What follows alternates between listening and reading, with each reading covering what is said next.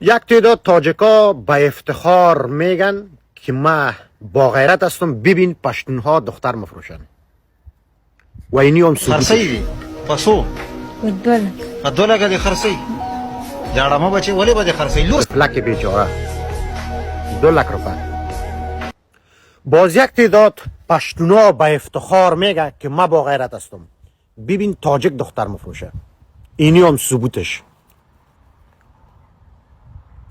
پس همین دختر خود من میدم یک لک روپیه همین یا بیشتر یا 1 لک روپیه. باز یک تعداد پشتون و تاجک بسیار با غیرت و با سربلندی میگه که ما هر دوی ما با غیرت هستیم، ببین هزاره دختر مفروشه، اینی هم ثبوتش. کمک نه دیگه ببین میت کشنا منده دیگه نال یک دختر خز مجبوری کتم سودانم که خرج سیدن از دیگه منال دقیقا از جام مندم خرج خوراک زیاد دیگه ایناله پشتون و تاجک و هزاره یک جای میشه میگن نخیر ما کل ما با غیرت هستیم. ازبک دختر مفروشه، ببین حتی 7 ماه عمر دارند و فروش میرسند تا خانواده هایی که از فقر تفلک. شدید رنج میبرند بتونن وسایل ضروری ولی امی 4 قوم دم یخن خود سر خود داخل نمیکنه و تفکر و فکر نمیکنه که این امی 4 قوم یا 5 قوم یا هر طبیع افغانستان که باشه، امی طفل بیچاره را که مفروشه علتش چیست؟ علتش چیست؟ چرا باید طفلای معصوم میره بفروشه؟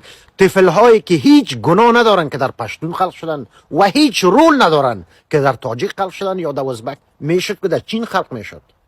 فقط گناهشان اینمیست که در کشور خلق شده که هر تبار و هر قوم دست و پاچه و آستین برزدن و یکی دیگه خود سرکوب میکنن، یکی دیگه خود ذلیل میسازن و یکی دیگه خود ملامت ساخته و میکشن.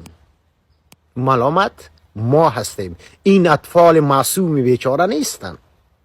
ما هستیم که به نام زبان، به نام قوم، به نام مذهب و امثال هم یکی دیگر خوردیم، کشتیم، یکی دیگر ضعیف ساختیم و در پشت رهبرای سیاسی دزد و اژدهای خود استاد شدیم و این گونه فقر و بیچارگی را بالای تمام اقوام آوردیم. اینقدر ما تفکر نمی کنیم که ما کشور ما به یک کشتی 4 منزله میمونه. اگر منزل اول سراخ شوه و داخل شوه، منزل 2 3 خوشحال میشن، ولی احمق فکر نمیکنن که منزل اول مثلا اگر پشتون غرق شوه خو نوبت دوم میرسه، سوم میرسه، چهارم میرسه، بالاخره بسته کشتی غرق میشه. ایواز از این که تمام اقوام با هم یک جای شون سراخت کوشک کشتی را ترمیم بکنن، کوکه بکنن تا کشتی به ساحل برسه، به خوشبختی و سعادت برسه، این کارا نمیکنن. او سراخ دیگام کټه میسازه، اما مشکل قوم دیگام بزرگ میسازه که باش فلانی قوم تباه شود تا ما به سعادت شوم. لعنت به سرتان. یک فرد اگر در افغانستان کوشش بکنی که تباهش بسازی، بفهم که تو هم تباه میشی. این دخترکای بیچاره و مظلوم معصوم ما که روستا و بیگاه در دست چونین موی سفیدای لعنتی شهوت طلب پدر لعنت میفته. ببین اگر وجدان داری چقدر سخت است.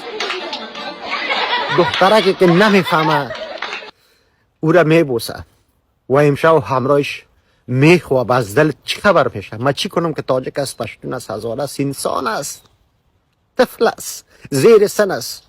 ملامت کنین یکی دیگر ببینیم کجا میرسین. ملامت کنین بچیم. لعنت به غیرتتان.